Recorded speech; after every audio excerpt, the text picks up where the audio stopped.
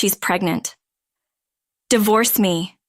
My world goes dark at my husband's outrageous words. He hands me divorce papers and a meager settlement, then coldly kicks me out.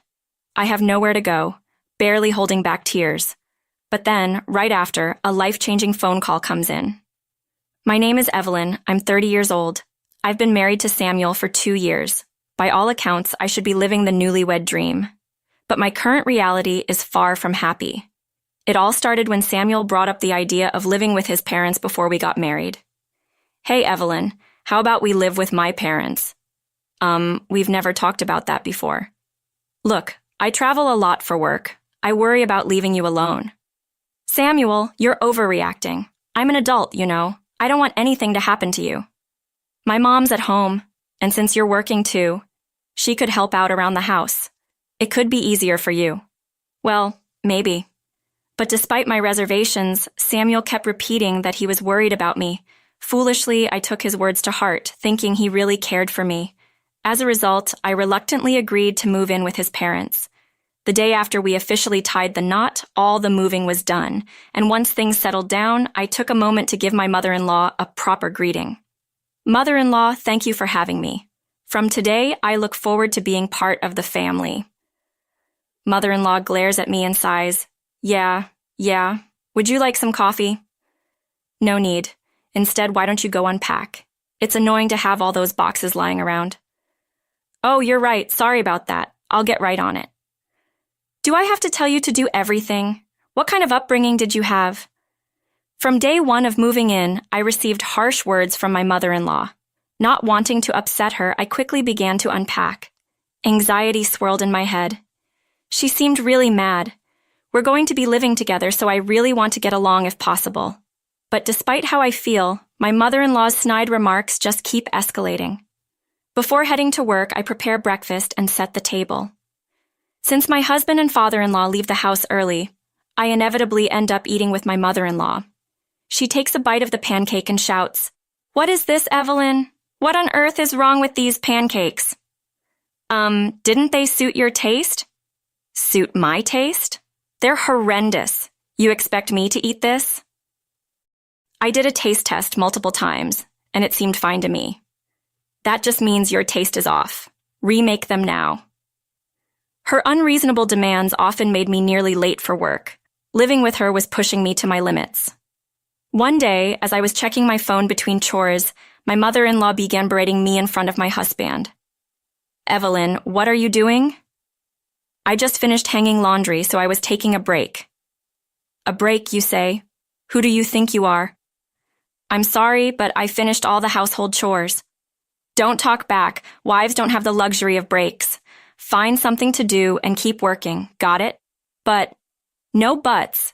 If you get it, go clean the staircase. You failure of a wife. Failure of a wife. I was just taking a short break. Why did she have to go this far? That was the moment it clicked with me, and I decided to talk to my husband that night. Samuel, you saw mother-in-law scolding me today, right? Huh? Was something going on? You were in the living room. She called me a failure of a wife just because I took a little break. My husband sighed deeply and opened his mouth. Look, if my mom said that, you must have really messed up. It means you're falling short, Evelyn. What? What are you saying, Samuel?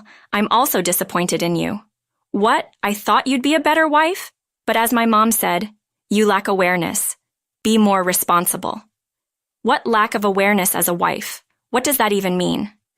I'm doing all the housework, even though the premise of moving in was that mother-in-law would help out. I also have a job. Why do I have to endure this much? From that day on, my husband turned a blind eye no matter how much my mother-in-law badmouthed me or even threw things at me. He ignored it. He was already often away on business trips and started spending even less time at home. Thoughts of divorce popped into my head daily, but I had a reason to hang on. It was because of my father-in-law. He was the only one who stood by me. Mother-in-law usually didn't harass me in front of father-in-law, but sometimes our paths did cross.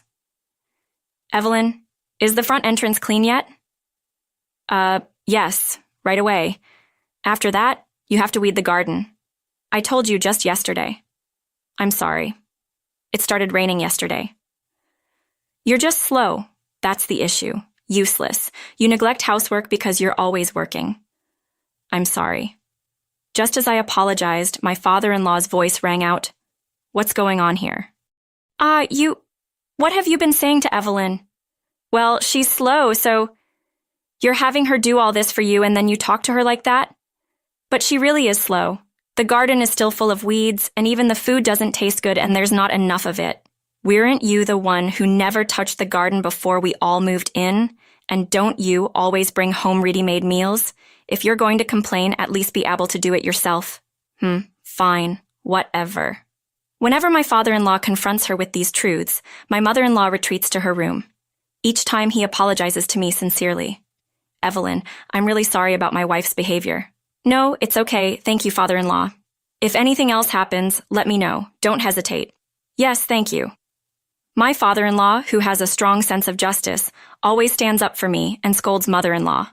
Whenever he's not around, the harassment from her continues, but I've been able to manage thanks to him. I lost my parents at a young age, so I have no one to turn to. Even if I get divorced now for someone like me, the presence of my father-in-law has been monumental. Then one day, while at work, I got a call from my mother-in-law.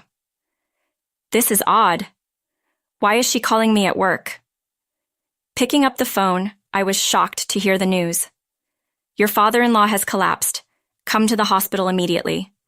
What? Father-in-law? How? The details don't matter. Your husband, Samuel, is on a business trip, so you have to come. Yes, understood. I'm on my way. Since my husband had left on a week-long business trip 2 days ago, I had no choice but to go. I explained the situation to my boss and rushed to the hospital. As soon as I arrived, we heard the doctor's explanation. The situation is unclear. He might not regain consciousness. He was fine this morning. We've done what we can. It's up to him now. What a tense silence followed. Breaking that silence was my mother-in-law. Doctor, are you saying my husband is at risk? That it's just a matter of time before he passes? Whoa, hold on, mother-in-law. What are you talking about? Well, there's a lot to consider, like funeral arrangements and inheritance. We need to plan ahead, don't we? But why bring it up now? Father-in-law is fighting for his life. The doctor already said there's not much hope. I wonder how much inheritance he's leaving. Mother-in-law, even after we got home, all my mother-in-law talked about was the inheritance. She'd look at me with this smug grin and say, "You won't be getting a dime." Despite visiting the hospital daily, father-in-law's condition showed no signs of improving. My mother-in-law wouldn't even visit him, and my husband was MIA. All I could do was pray for father-in-law to wake up. A few days later, while getting ready to visit father-in-law in the morning, my husband, who had been on a business trip, finally returned home. Samuel! Why didn't you reply to my emails? I stopped mid-sentence because there was a strange woman standing behind him. I had a bad feeling and hesitantly asked Samuel, "Who's this woman?" "I'm sorry, Evelyn. I fell in love with her. I can't be with you anymore," he said. What I felt as if I'd been hit over the head. Unapologetically, my husband continued, "She's pregnant. I want a divorce." "What are you saying? Weren't you on a business trip?" I asked. "I was on a trip with her. That's when we found out she's pregnant," he replied. "You've got to be kidding." Not only was my husband's business trip a complete lie, but he had also gotten another woman pregnant. I felt faint. My vision started to blur. Just then, my mother-in-law rushed over, her eyes shining. "Wait, are you really pregnant? What's the baby's gender?" she asked. "We're not sure yet, but it might be a boy," the other woman replied. "Oh my goodness, a male heir! I'm so happy," my mother-in-law exclaimed. Seeing my mother-in-law's excitement, the other woman also chimed in. "Thank you, Mom." Oh, calling me Mom, how cute. It was clear why mother-in-law was so ecstatic. She had never approved of me prioritizing my career over having kids. That's why she was welcoming this woman who was carrying what could be her grandchild, even if it was the result of an affair. The two of them continued to celebrate, ignoring my very existence. Then my husband handed me divorce papers. "Here, fill this out now," he demanded. "What? I'll give you $1,000 as a settlement for now. After my dad passes, I'll pay you properly from his estate." During the divorce proceedings, Now please leave. You're a burden, and I have no use for a failure of a wife like you, he said. I was more or less forced to sign the divorce papers. Then I was handed a measly $1,000 and kicked out of the house. A surge of fury overwhelmed me in that instant. I'd had enough. I didn't care anymore. If this means I'm free from my husband and mother-in-law, then that's what I truly want. But where would I go now? My parents are gone, and I can't impose on a friend's hospitality for too long. Just as I was standing there, stunned, my mobile phone rang. The caller ID showed the number of the hospital where my father-in-law was admitted. Did something happen to father-in-law? I quickly answered the call. Hello? What? Father-in-law? It was joyous news that father-in-law had regained consciousness. I rushed to the hospital. Upon entering his room, father-in-law looked at me and gave me a warm smile. Hey, Evelyn, you got here fast. Father-in-law, sorry to have worried you. I'm just so relieved. What would I have done if you hadn't woken up? I appreciate you caring so much. How's everything at home while I was here? I asked.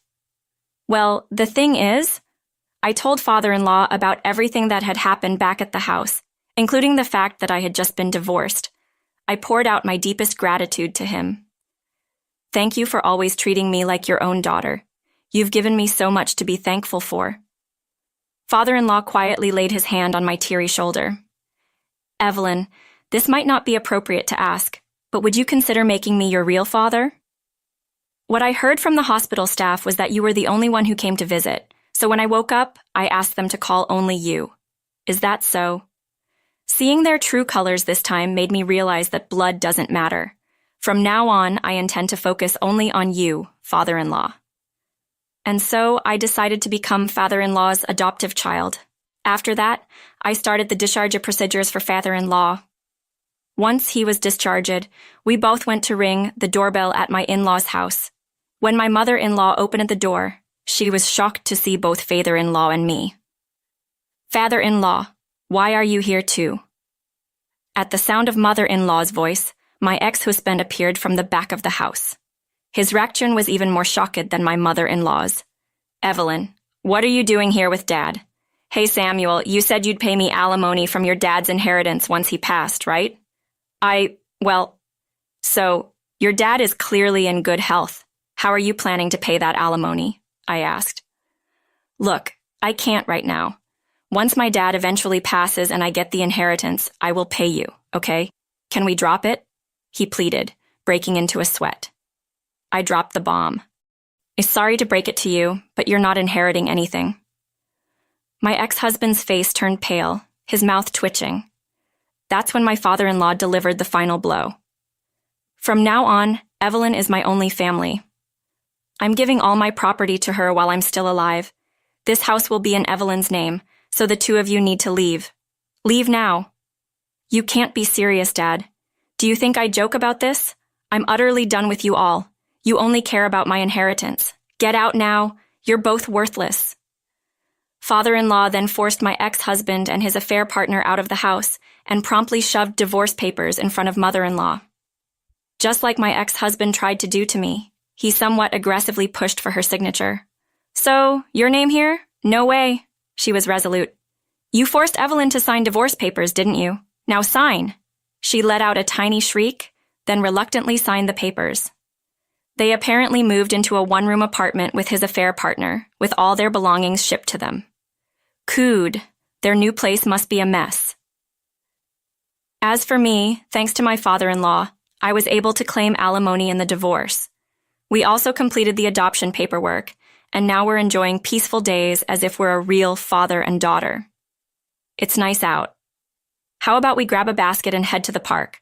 I suggested. A splendid idea, Evelyn. Speaking of which, the sandwich filling is tuna salad and roast beef, right? You never eat anything else. You got me, I said, even after decades she never remembered. Don't look so glum. I'll always be here to support you, Dad. Now, my life is the epitome of happiness. I never imagined such days would await me back then. There's only one thing on my mind now. I want my beloved father to stay healthy and live a long life. That's my